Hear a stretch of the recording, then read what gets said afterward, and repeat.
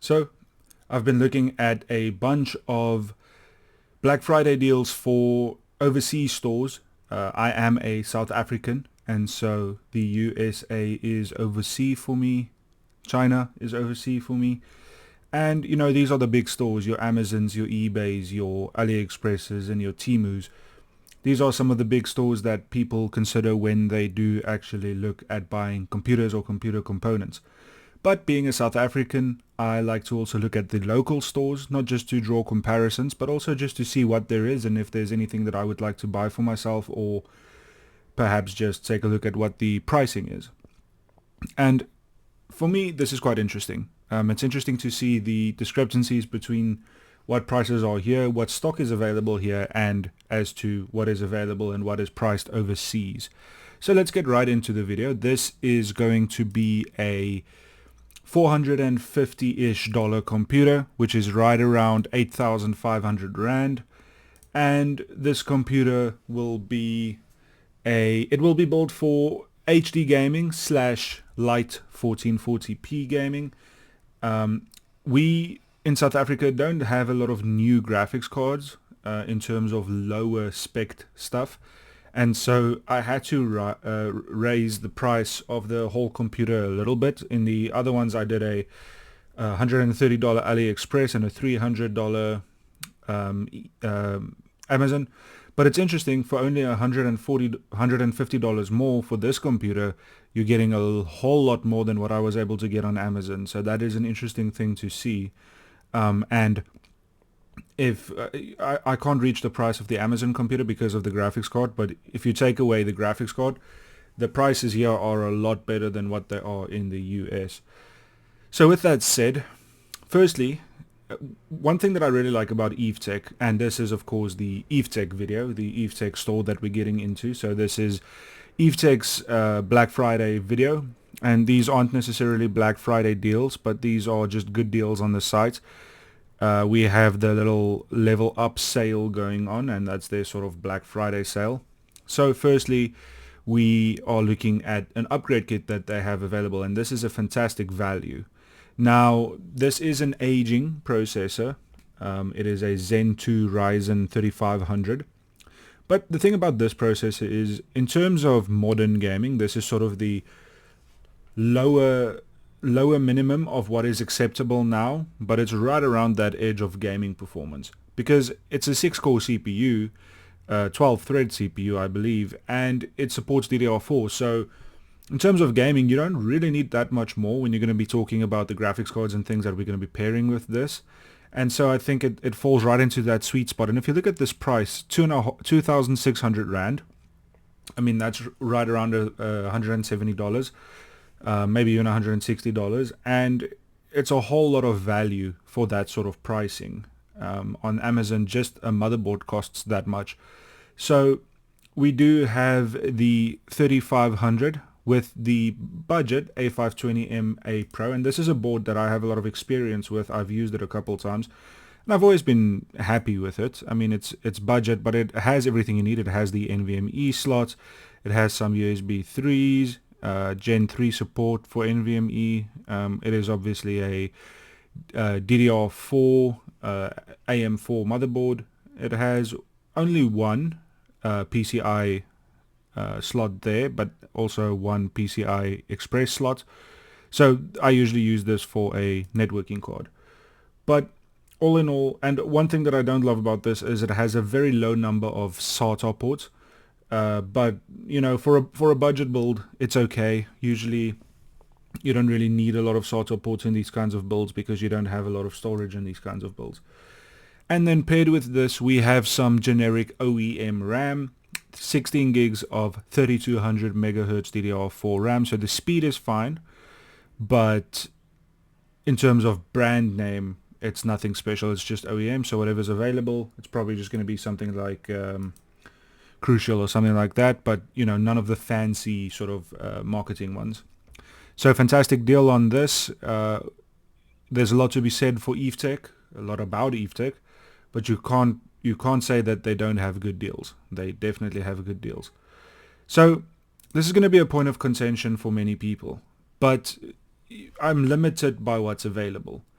Let me show you. If I go to the graphics cards, did I miss it? If I go to the graphics cards, we have a very old 710, that's not going to work. We have an A380 ARC, an A580, which is the one we're looking at. We have some Quadro cards, which isn't really going to be what we need. We have an A750, but at that point I would just get the 3060. And anything beyond this is too expensive. Even the 3060 and A750 is beyond what I would like to budget for this, because that goes into sort of like the mid-tier territory. This is meant to be an entry-level build. And so I've chosen what I've chosen. And let me just go back to it. And I think the A580 is a good sort of sacrifice when you're talking about graphics cards, because I know Intel has its issues in terms of drivers and stuff like that, but they do also have some good things going for them, and their drivers have come a long way. The thing about this card is it's, for the money, it's actually quite good, because this is about $280, right? For a brand new card with 8 gigs of GDDR6 VRAM, and one that sort of sits right between a 3050 and a 3060. It's not that much slower than a 3060 really, and it's relatively faster than a 3050. And the thing is, a 3050 costs this much. So in that case, I would rather go for this. It has 2 gigs more VRAM than a 3050. It's overall faster, and it does support better upscaling technology. So this is the sort of thing I would be looking at. It is what it is. Don't bite my head off, but if I were you, I would probably go for a 3060, save up a little bit more, get a 3060, because that's just going to be, in the end, the better choice. But in terms of gaming performance for HD, upper sort of level HD performance and lower level 1440p performance, this is going to be great. Another area where Evetech have some really good deals are with their cases. This case is 400 Rand. That's $270, $280. I mean, no, my bad, $28, not $280. It's about $28. That's and it does say limit one to customer because it's a really good deal. Apparently a saving of 800 Rand. Now, I'm not sure if that's true, but for 400 Rand, this is a very good case. I don't think it has fans. It does come. It comes with one fan. So just a static fan at the back, no RGB on that. But I think this light strip is a RGB. And in terms of fans for a system like this, it's not really going to run that hot. Now this case is sold out, but it doesn't really matter. There are more options. I mean, you could go something like this.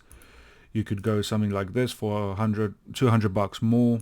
The point is just something, this is a good value, so I just chose this one. But they have many cases. They are one of the websites with the most cases. Let me show you how many cases they do actually have. And they even make their own cases. I'm not a big fan of them, but they have many cases. I mean, this is another option for just $50 more, and this one is in stock. This one is in stock. You have that. I don't like this deep cool case, but you have this one. You've got some white cases for only $100 more. So many options. I just chose one that I thought was a good value, but let's go with this one because it's actually in stock. And you have one fan at the back. You have a little light strip here. It is fixed RGB, but at this price point, you can't really complain. I would rather just go for a black fan. Just not worry about RGB. If you want lights, put some light strips in. But all in all, for what this is, I mean, and it's a ATX supporting case with sort of some of the extras that you would need. It has a lot of space. It's a small motherboard, so it doesn't really matter. So you could even probably go for something like this. I'm not sure if this is only ITX or also MATX, but regardless, any of these cases are fine. Depends on the size that you want, depends on the style that you want. So you can't go wrong there. Gumdias is a really good budget choice for cases. And Evetech has one of the biggest inventories of cases I've ever seen. So to power this, this is another area where Evetech doesn't have that much choice. They usually have some good deals on these Gumdias power supplies. And these ones are okay. They're not too bad. For powering a system like this, 600 watts is overkill. You'd only need like 500 watts at the most. But, this is a decent price coming in at 700 Rand.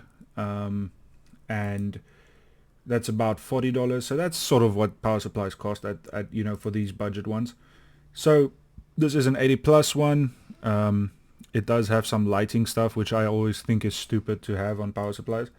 But it looks quite nice overall. It's not too bad. And of course it's a Gumdias, so it would fit with any of these Gumdias cases. Probably look really cool with a case like this. So that's going to power the PC. It's okay. It's an 80% efficiency. It's sort of your run-of-the-mill sort of power supply for budget computers. Not too much to say there. If you want to buy power supplies, I would look at Woodware because they have a bit more options.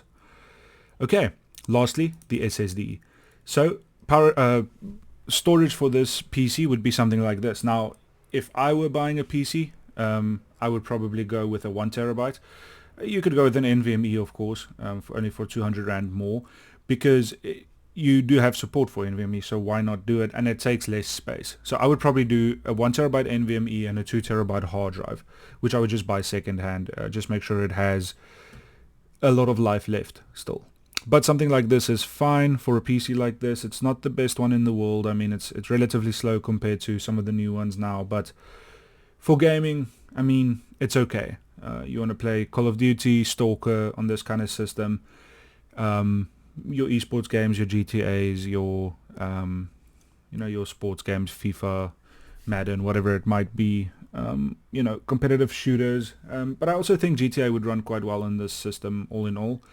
I mean Call of Duty. And your Battlefield games, everything. You should be able to pretty much fit everything on like a 1 terabyte. On this 512, you might have to be a little bit picky, as games are now getting up to like 300 gigs.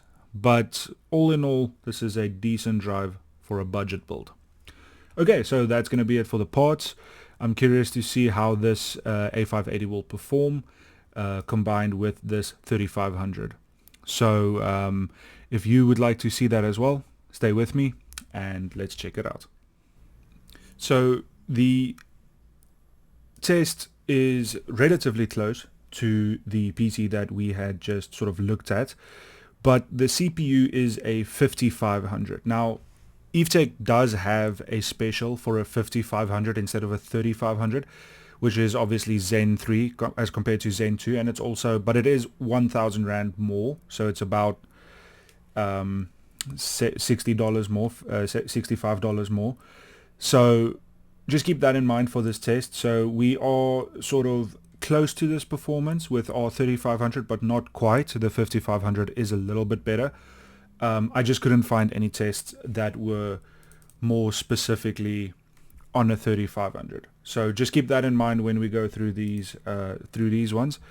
And let's take a look at how the PC does. So this is the A580, a 5500 and 16 gigs of VRAM, so very close to our system. The RAM is also set to the same speed as the RAM we have sort of chosen. So in this game, Apex Legends, this is running at low. We are capped at 144, which is good. The average is 137.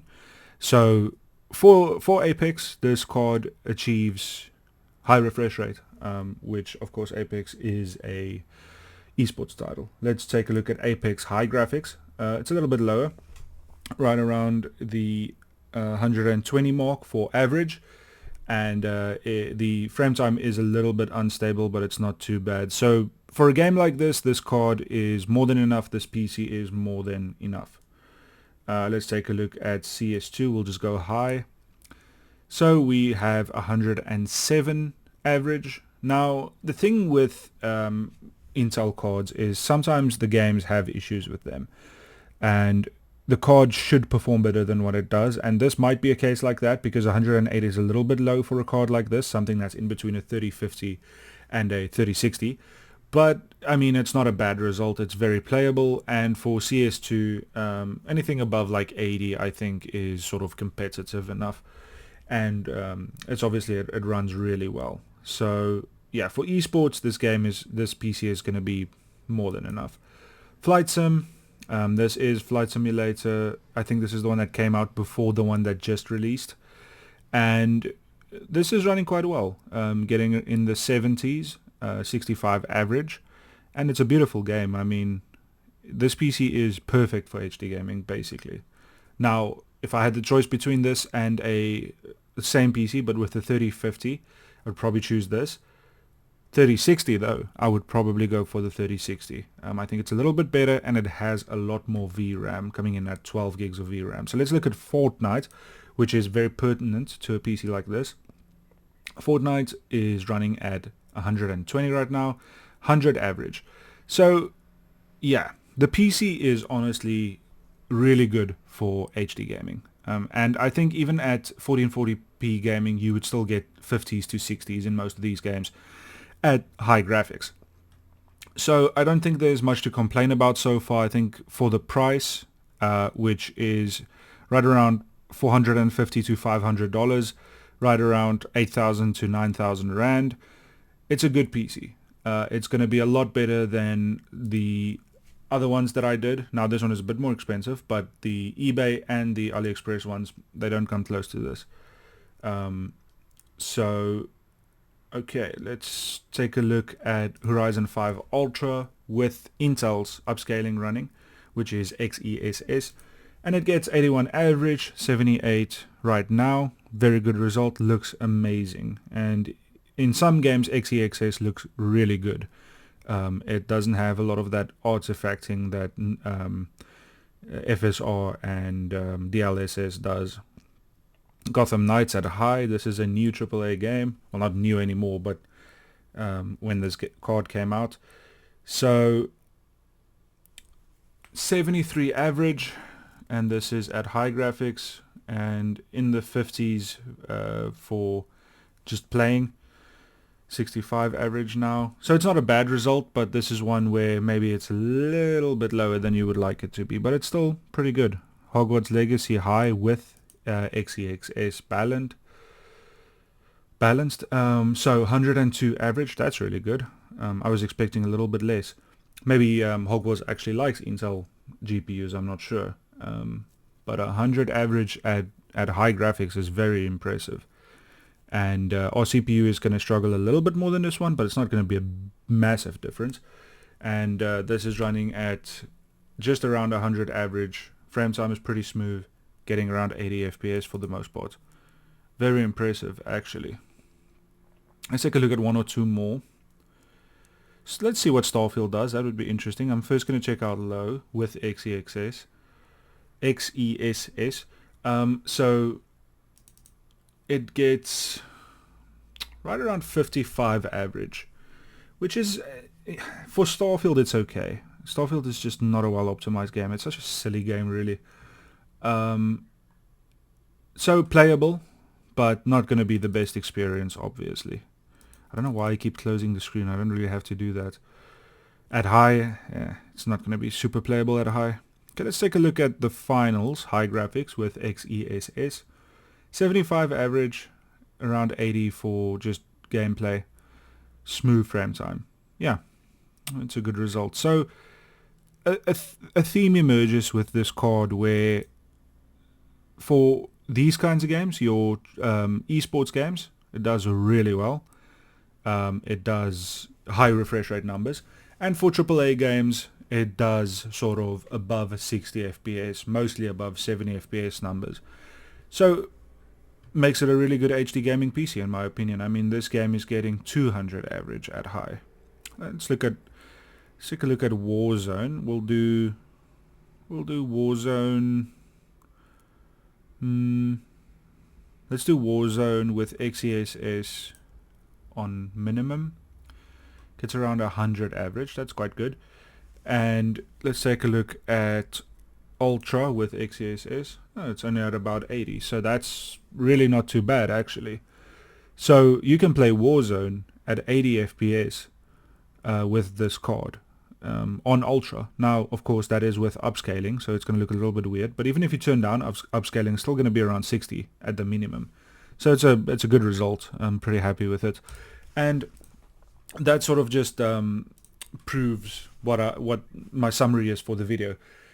This card is in between a 3050 and a 3060, probably in between a something like a 5500 XT and a 6600 XT, maybe. I'm not sure about that. But the price for what you get is actually really good for this card. Now I know the video isn't just about the card, but it's the interesting point for me. And building this whole PC for under 9,000 Rand, under $500, I think is actually quite a good deal. And I think Evetech do have good deals in their arsenal. They do sort of provide a lot of value sometimes. Now, people have their complaints. That's fine. That's not what this video is about. I've also had complaints, but just talking from a value perspective, it's a good PC for the price, and you know, they offer a lot of good stuff at affordable prices. You do have to say that. So this is probably what I would build for $450 to $500, 8,000 to 9,000 Rand. I would build something like this. If you can squeeze in a 3060, I would do that. But if you can't, I would take this above a 3050 any day. So that's going to be about it for the video. Thanks for watching. I hope you enjoyed, and I hope to see you in the next one.